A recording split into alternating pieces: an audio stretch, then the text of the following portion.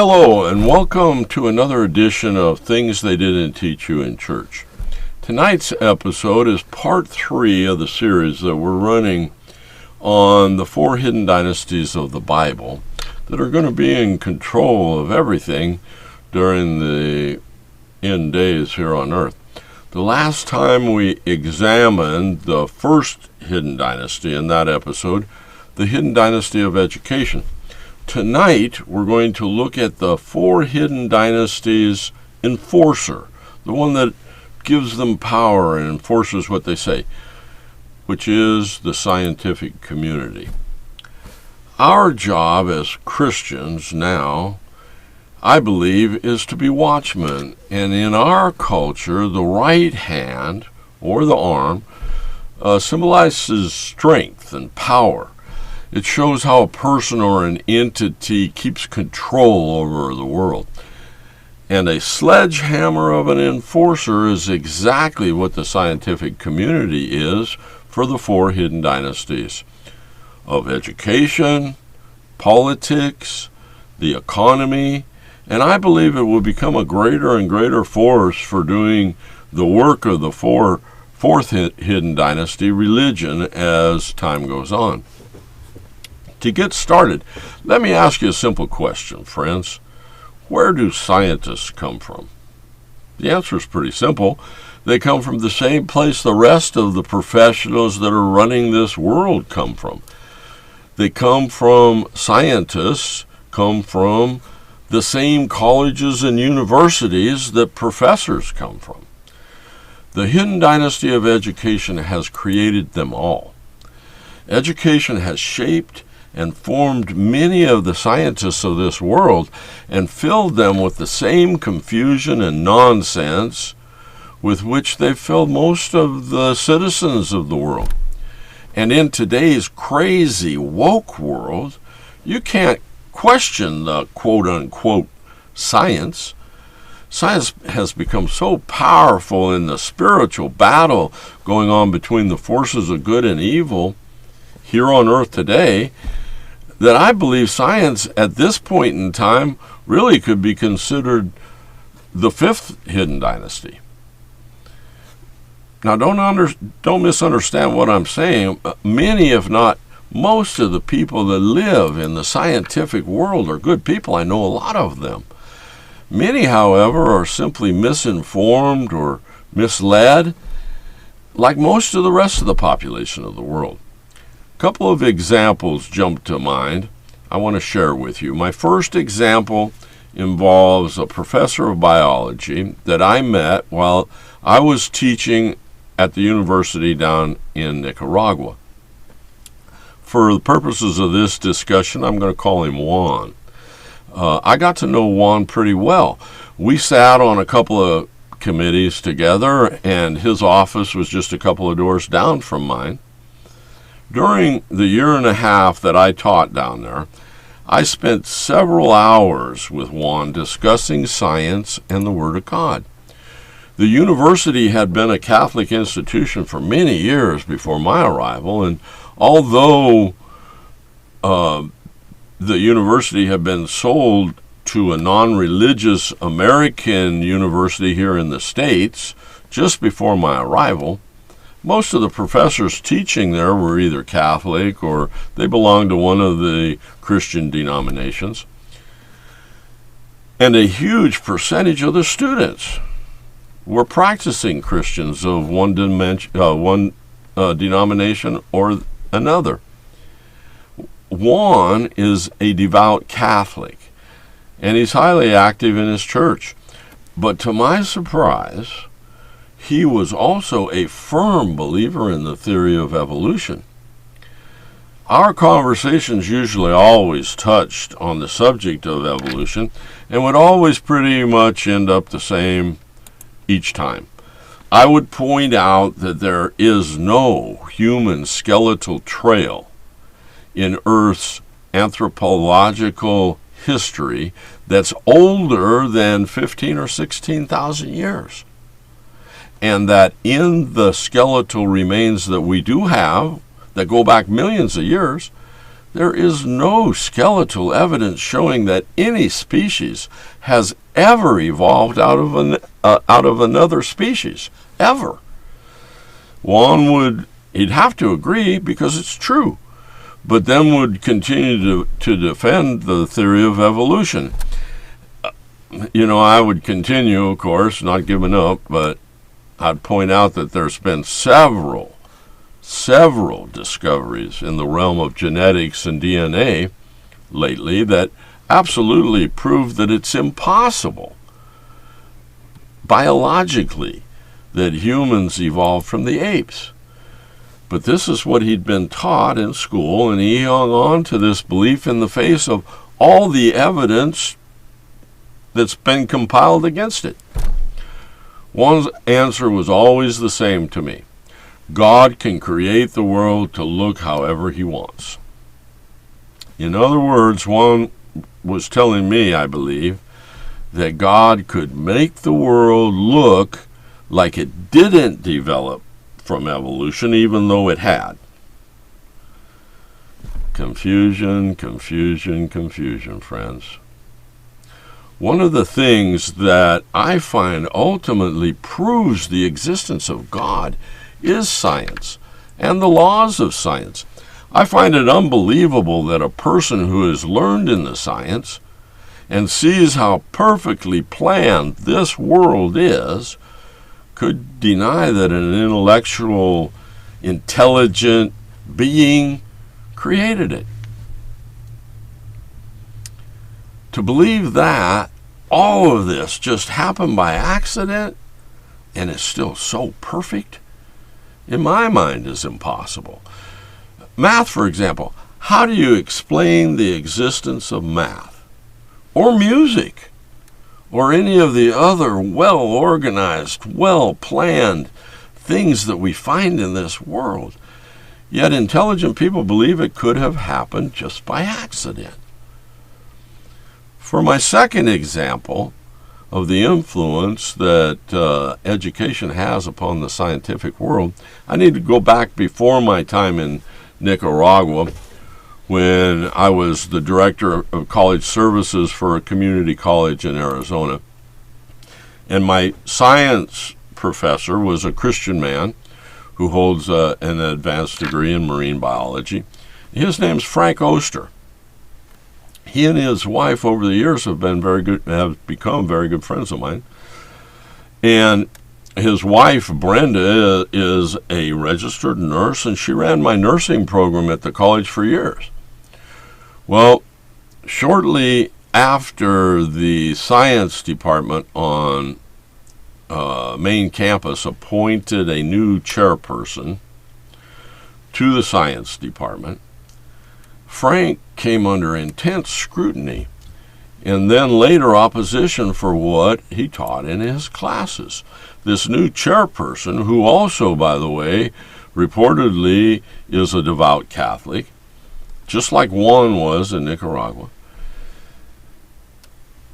in his science classes, Frank taught that evolution and creationism, in other words, God created this world, were both theories, which means by definition they are scientifically unprovable. Frank would go on to say that even spermanization of this earth by extraterrestrial aliens from outer space is a theory of how humans got here on earth, and it really is, but it's also unprovable. Now, I know for a fact this is what he taught, because Frank was being so fiercely attacked by his department chairperson that I monitored his classes regularly so I could testify, if it all came to that, to what he'd been teaching the students.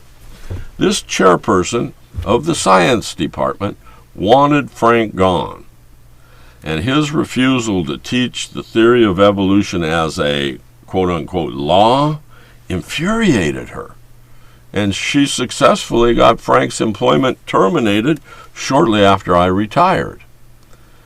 I should add, Frank was one of the most popular teachers I have ever had work for me, and his student evaluations, which they did all the time, were the highest I have ever seen in a teacher.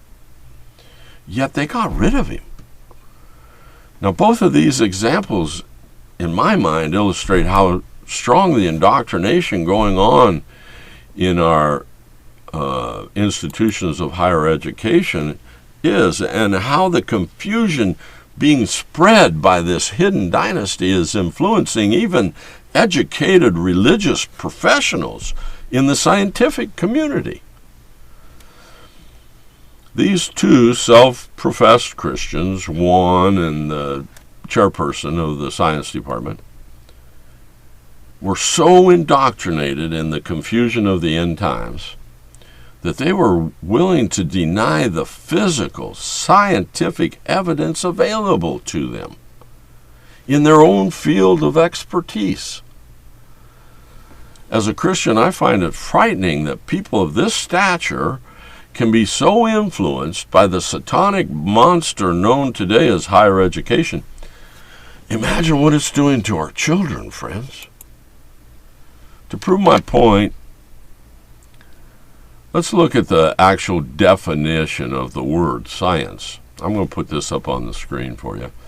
According to dictionary.com, the definition of the noun science is, and I'll quote, a branch of knowledge or study dealing with a body of facts and truths systematically arranged and showing the operation of general laws. A body of facts or truths related to the operation of general laws. Friends, that's exactly why science has been in the state of flux since the beginning of time. It is always discovering new facts that disprove what was considered to be factual in the past. Science has not only been wrong and changed its stance on things such as flat earthism, but also on the idea that our entire solar system revolves around the earth. We believed that forever.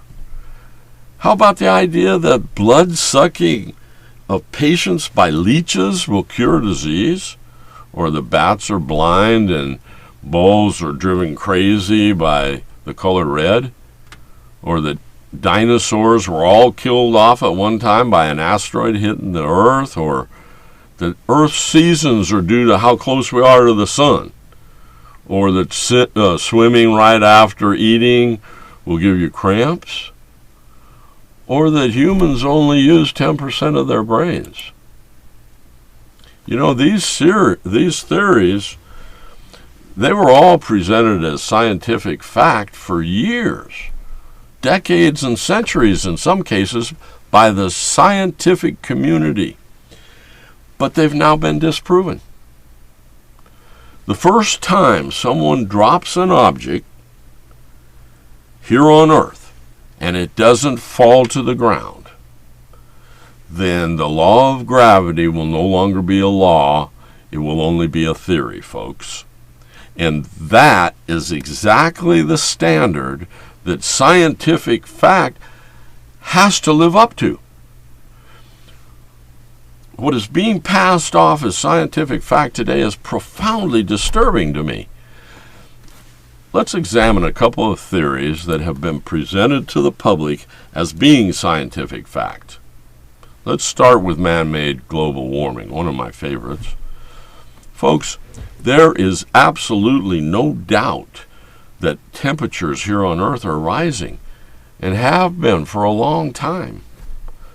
According to Jorgen Steffensen, he's a PhD and a researcher out of the University of Copenhagen. He's done many studies on, his expertise is climate change, one of the things that he delves into. According to Steffensen, in the last, and I'm going to put this on the screen for you, in the last 800,000 years, there have been 8 ice ages here on Earth. And the end of the last ice age occurred around 11,700 years ago.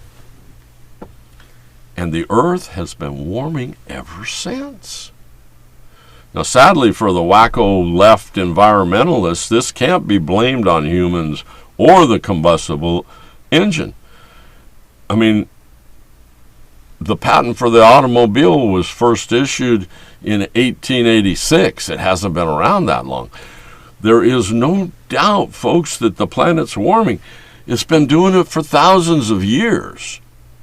According to Dr. Stephenson, in the past, the temperature has always gone up and down between the 8 ice ages that occurred for over 800,000 years. I mean, we call that a cycle. It happens over and over again. Also, claims of both global warming and the discovery of life in places other than Earth, as well as most everything else in science, uses models that are totally influenced by the information that the scientists that are building them put into them. Hurricanes are a great example. Hurricanes are regularly presented as having the potential, in the very beginning at least, having the potential of being much more destructive than they ever turn out to be, or usually turn out to be. And you know the reason why? Because the most negative information is put into these models in the beginning by the scientists that are developing them, which pushes the predicted outcome of whatever the model represents in a super negative or destructive direction. The same thing is true for everything that uses models to predict outcomes. Remember the model that was first used to predict how many deaths were going to occur here in the United States from the China virus? It was developed by a guy, I forget his name, Nelson or Nicholson, something. He's from Great Britain. But his model said that there would be a minimum of 2.5 million people die in the United States. Folks, that's about 25 times higher than the numbers that are being reported right now. And new information is emerging every day that's showing that the scientific figures that we're being fed about how many people have died from COVID are being highly exaggerated. You've all heard the stories. I mean, people die in a motorcycle accident and it's chalked up to COVID. People die of a suicide and it's chalked up to COVID. Science has put its stamp of approval on some outlandish things lately. And it's not, science isn't afraid of calling some really silly and seriously dangerous things scientific fact. Remember this, facts don't change from day to day or year to year. Science wants us to believe not only that masks are essential, while we've known for 100 or more years that they aren't, but science also asks us to believe that the virus will spread at church meetings, but not at liberal demonstrations. The scientific community is now pushing American citizens to be vaccinated with an unproven vaccine and is threatening to require vaccine IDs and vaccine passports if people want to travel or do certain other things. We have known that masks do not work since the Spanish flu in 1918. And the Surgeon General of the United States of America said as much in 1919 in a report that he wrote. We're going to put this up on the screen. According to the report that he submitted the year after the end of the Spanish flu, the Surgeon General of the United States stated in this report, and I quote, "No evidence was presented which would justify compelling persons at large to wear masks during an epidemic." Then he went on to say, Masks of improper design made of wide mesh gauze. Oh, that kind of sounds familiar, folks. Which rests against your nose and mouth. Become wet with saliva. It's true. Get soiled with the fingers because we're touching them all the time, and are changed infrequently. May lead to infection rather than prevent it. We know that's true, beloved. Now, Dr. Anthony Fauci, in early March, the very beginning of March 2020, said as much when he told CBS News that masks were ineffective and unnecessary in the battle to protect our citizens against the China virus. Dr. Fauci was held up to America as an eminent scientific expert on viruses in the entire world by our media and the scientific community. But then, just a few days later, on March 8th, 2020, the enforcer, scientific community, got to him. And Fauci reversed his stance completely and said that everybody should be wearing masks to prevent the spread of the China plague. And then, just a couple of months after that, in September of 2020, Dr. Fauci said that many people, such as theater goers, and he's probably talking about church goers also, will most likely need to wear masks until the middle or end of 2021. And even more recently, in May of 2021, Fauci said that we may be wearing masks seasonally forever in this country. Are you kidding me? At the same time, many scientists have been providing information, data, that shows that wearing masks may not only be ineffective, but also detrimental to the person's health. Just like the Surgeon General of the United States said way back in 1919. In a Newsweek article in 2019, it was revealed that Dr. Anthony Fauci's National Institute of Allergy and Infectious Disease, the institute that he's been over for over 20 years, I know, had shelled out a total of $7.4 million to the Wuhan Institute lab in China, which is now considered to be the probable. Actually, there's a big report come out yesterday. It's almost undeniable that it's the Wuhan lab in China was the origin of COVID-19. And then in May of on May 9th, actually, in 2021, this year, Representative Ron Johnson from Wisconsin raised the question publicly. Finally, I mean, people have known this for several years, but Johnson raised it publicly and asked why the National Institute of Allergy and Infectious Diseases, which is headed by Fauci, was funding certain research at China's Wuhan Institute of Virology. Now, here's a quote. We'll put it up on the screen from Johnson when he appeared, actually it was last Sunday as we're recording here, on Sunday Morning Futures. It's a program on the Fox Business Channel.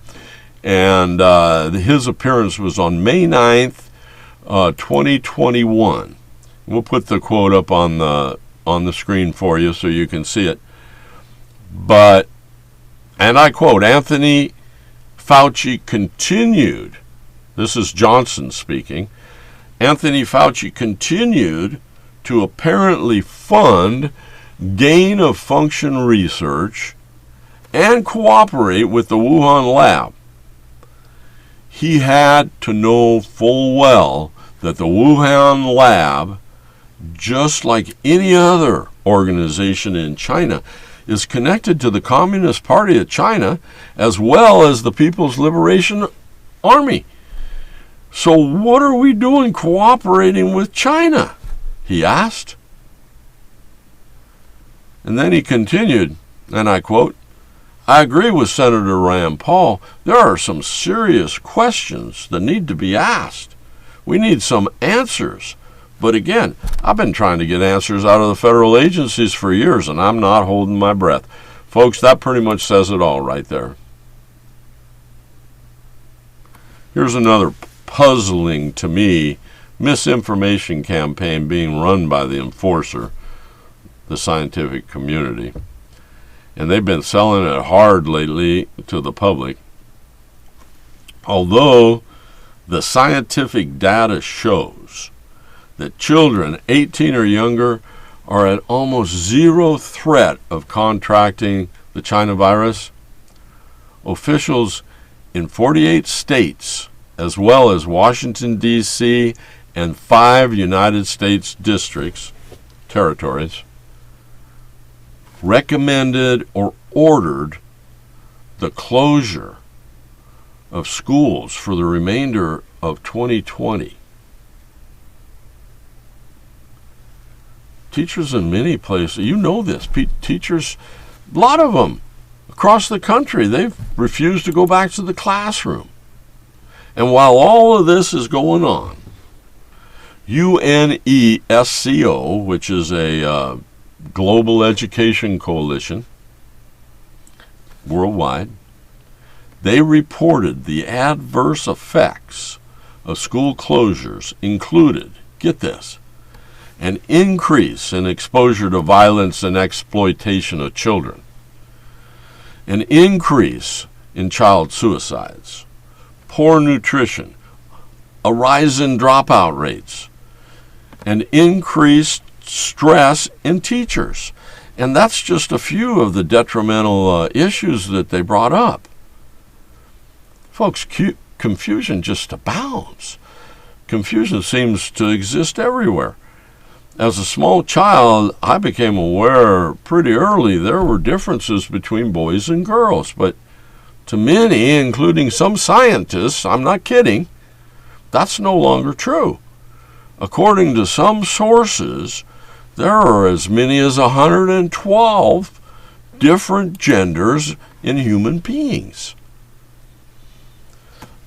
A New Scientist article by a woman named Jessica Hamzalu from 2011, it was January 2011 when this article was published, it stated that significant differences in the brain's white matter may tip off transsexual and other gender differences in individuals.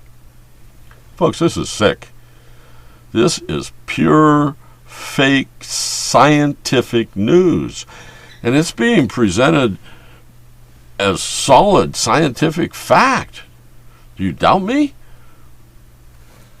Well, on January 12th, 2017, an article in Odyssey, which I consider another scientific rag, stated, and we'll put this quote up on the screen for you, I quote, "Actually, there are more than two genders. This is a real scientific fact," unquote. The basis of this claim in the article in Odyssey is that the sex of a person is physical, but the gender is not. I think I understand. Kind of reminds me of when Bill Clinton was answering a question from the grand jury when they were asking him about having sex with Monica Lewinsky back in September of 1998, and Clinton, the President of the United States of America, stated, and I'll quote, "Well, it depends on what the meaning of the word is. Folks, this is ludicrous. In order to perform the mental gymnastics needed to believe that there are more than two genders and that it's real scientific fact, you have to be a moron. On another example of scientific fake news, for decades now, science has been pushing the idea that the universe is teeming out there with intelligent life. And it's only a matter of time before Earthlings are contacted by advanced, intelligent life forms from other planets.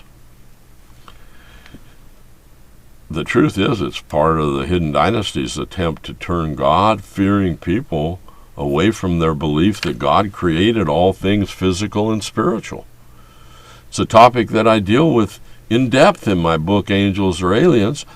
It seems like every day there's a new article published inferring that this universe that we live in happened totally by chance. Time after time we see non-God narratives that invent other explanations for the existence of life, none of them based in reality. Most recently comes a claim involving information that supposedly was recently analyzed from the spacecraft Cassini, which was sent to investigate Saturn and its moon Enceladus. I hope I didn't butcher those pronunciations too much. But this report claims that this moon of Saturn has a global ocean in its midst. Now, this non-scientific guy, I think that means that in the middle of Saturn's moon, it's filled up with water. But more amazing than that even, in a study that was published by the Nature Journal, it's claimed that after analyzing samples obtained from this spacecraft sent to Saturn's moon, which, by the way, has not been heard of since September 15th, 2015. That's like almost 6 years ago. But from this evidence collected, scientists have determined that quote-unquote, building blocks of life have been found on this moon. Exactly why this information took 6 years after the demise of the spacecraft to be analyzed is not explained, but we're told that it's scientific fact and should be believed because of the science, quote-unquote. Seriously, think about this. Is it not logical that the entire universe is made up of the same materials? What am I missing here?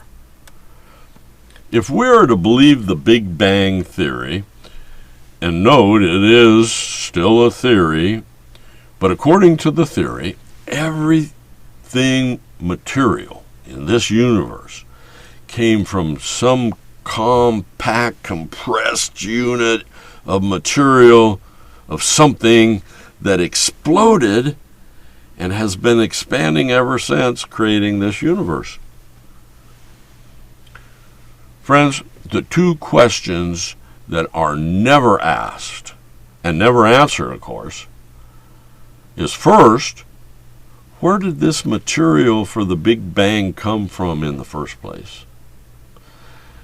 And second, what's this got to do with intelligent life? Beloved, according to the Bible, God put our intelligent souls in flesh bodies. He created the human form here on earth for a very specific reason. And it's because of what happened in the first Earth age. Science is now telling us that the universe is not only teeming with intelligent life, but that we're going to go colonize Mars. And it's going to be in the very near future. And at the same time, we're hearing reports that the government is on the verge of releasing declassified documents on UFOs. Now, anonymous sources are leaking that it will be announced, and I think they're talking about September or October of 2021, that these vehicles, UFOs, this is going to be the big announcement, are not something made on Earth. This is so ridiculous it would be comical if it wasn't so dangerous, especially to our children, friends. Of course they're not made here on Earth. They're not of this world. But science would like you to believe that they come from some other place in this physical universe. Now, I'm not claiming to be an expert on natural law or science or any of that, but it seems that to me that the laws of physics would apply wherever you go in the physical universe. These vehicles, UFOs, defy the laws of physics right here in this solar system where we know the laws of physics apply. I find it puzzling. Why would you conclude that they could defy the laws of physics in this dimension if they were created anywhere within the dimension? Confusion, confusion, confusion. It's time we get serious, especially with our kids. We need to talk to our children continually, if necessary, challenging their misconceptions and unfounded assumptions. We need to demand that they prove things to us that they claim to be fact, and push our kids to think for themselves and discount information that comes from questionable sources. And a lot of times that's school, friends. This needs to start with our children in the lower grades and continue all the way even after they graduate college. Friends, ground yourself in the Word of God and push your children to do the same. We're running out of time, friends, and you don't want to drop the ball on this one. I can tell you one thing absolutely I'm sure of, and is absolutely true. If anything is in opposition to the Word of God, it's just not true. If someone is advocating for something, or teaching something, or in any way pushing an idea or an agenda that does not align with the Word of God, friends, you better run as fast as you can in the opposite direction. And if you hear someone say the science on a particular subject is settled about this or that, because there's a consensus of scientists who agree, they're lying to you. Consensus is a majority opinion. In other words, if 51 scientists out of 100 support a particular theory, that means there's 49 scientists out there that don't agree with the theory. If it were settled science, 100 out of 100 scientists would agree, because it would most likely be a law and not a theory. Finally, stop and think about things. Stop taking everything presented to you as scientific fact. Stop taking it as just assuming that it's true. Many are already waking up to the reality of fake news everywhere. The world scientific experts pushed lockdowns as a way to combat the virus. And they told us that lockdowns were good and necessary. Unless, of course, you're going out to a rally to support Black Lives Matter, then it'd be okay.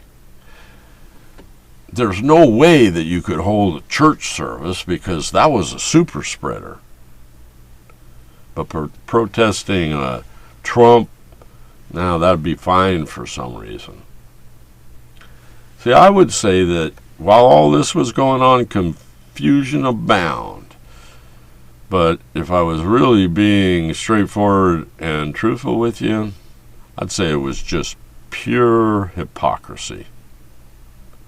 Perhaps where the confusion comes in is with all of this information.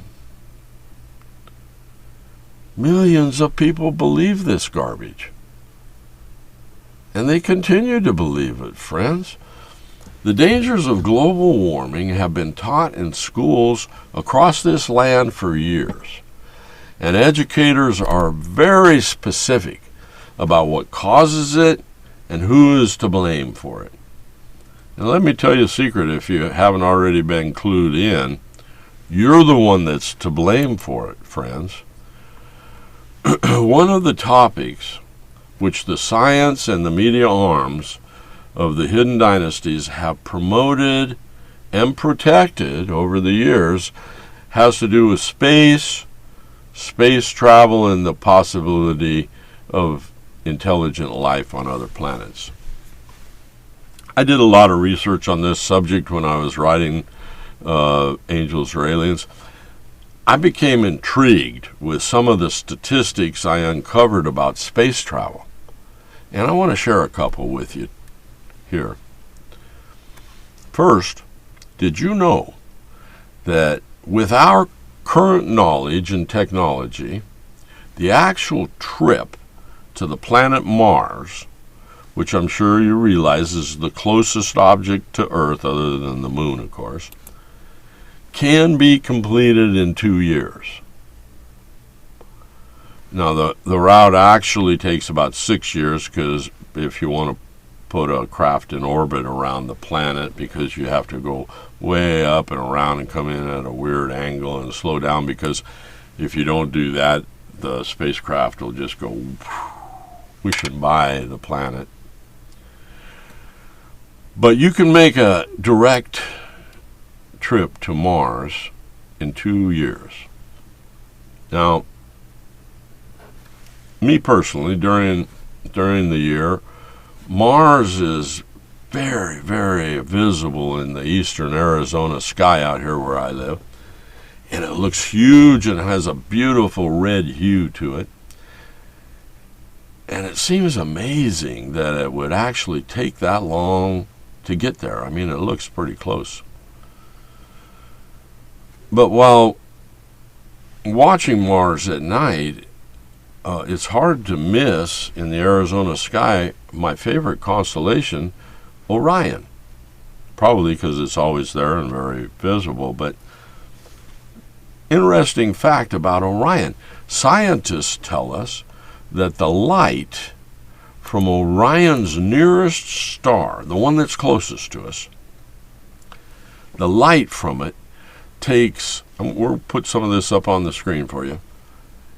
The light from the nearest star of Orion takes about 736 light years to get here.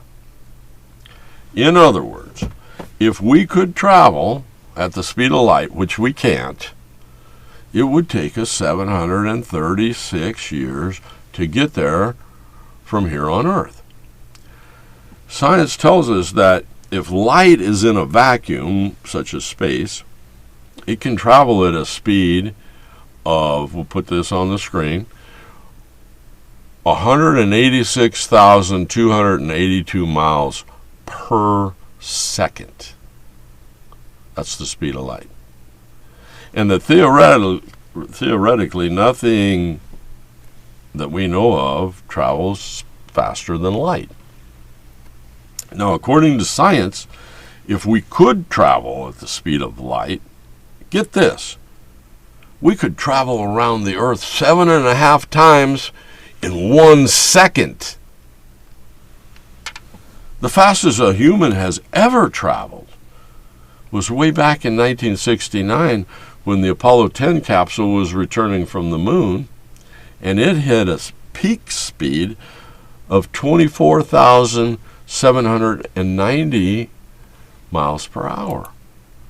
Now, according to science, the speed of light is equal to 670,616,629 miles per hour.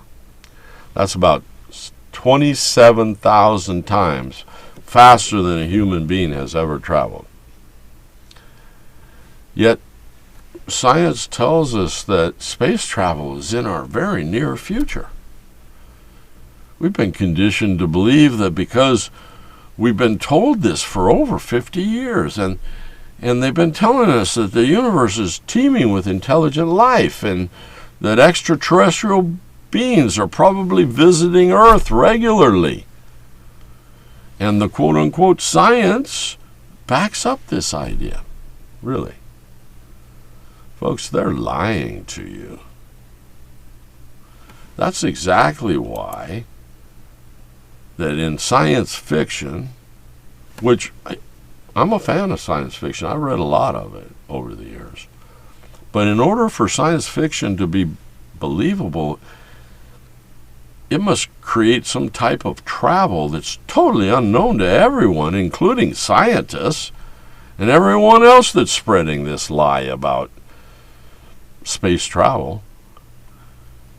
It's a pipe dream, friend. And they have to imagine things like wormholes and stargates and the ability to travel at warp speeds in order for any science fiction to seem even a little bit believable. Hey, that's fine if you're looking for an exciting book or a motion picture. Like I said, I'm a fan. But this is being presented to the public as truth, as fact, as being real, scientifically sound. Let me share a secret with you. Humans in flesh bodies will never visit any place other than in our solar system. That's just not going to happen. In the first place, we don't live long enough to get there. It's impossible. The scientific community has been lying to us about a lot of things for a long time. The enforcer of the scientific community, along with the hidden dynasties, will back up the lies of Antichrist when he arrives in the final days.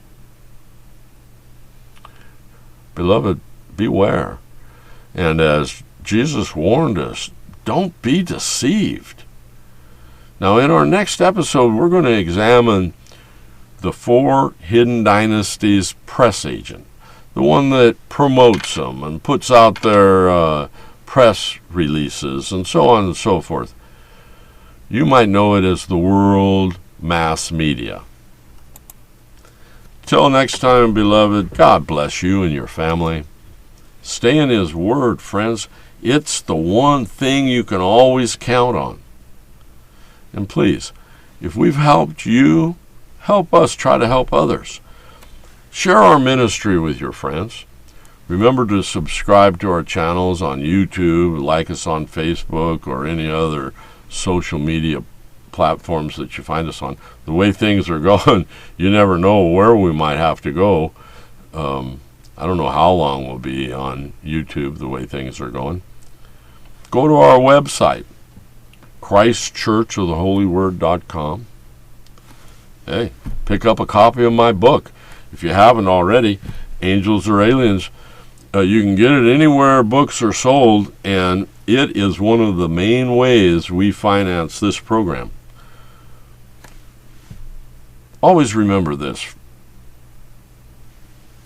In the end, the elect will forge the path to the Lord.